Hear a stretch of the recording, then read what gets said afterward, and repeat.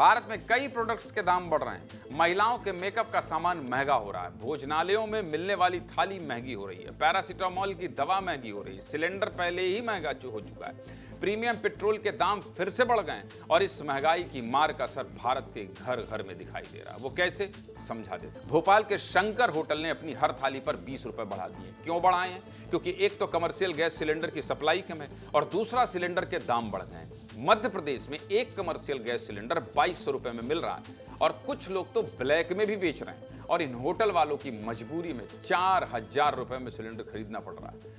Hotel मालिक खुद कह रहे हैं कि भैया 4000 में ब्लैक में मिल रहा है, जितने चाहिए ले लीजिए। अब दिक्कत क्या है? दिक्कत यह है कि शहर में कई ऐसे ढाबे, होटल और भोजनालय हैं जहां इस तरह से दाम बढ़े और जो लोग थाली खाते हैं उनका महीने का हिसाब चलता है। जो लोग घर से दूर रहते हैं और खाना नहीं बना पाते, वही लोग इन भोजनालय और होटल पर थाली खाने आते हैं।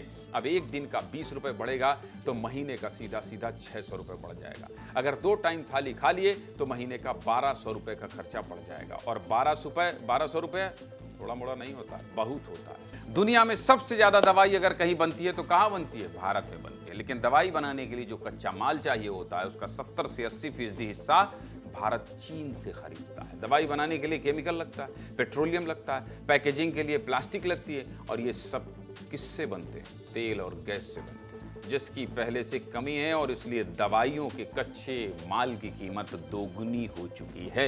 प्लास्टिक की लागत 60% तक बढ़ चुकी है, ट्रांसपोर्ट का खर्चा 200% बढ़ चुका है। इसलिए दवाई कंपनियों को अपने दाम बढ़ाने पड़ रहे हैं। उनका खर्चा बढ़ रहा है तो वो हमसे क्या कर रहे हैं? पैसा वसूल रहे हैं। सबसे बड़ी दिक्कत ये है कि महिलाओं के मेकअप का सामान महंगा हो गया है भैया।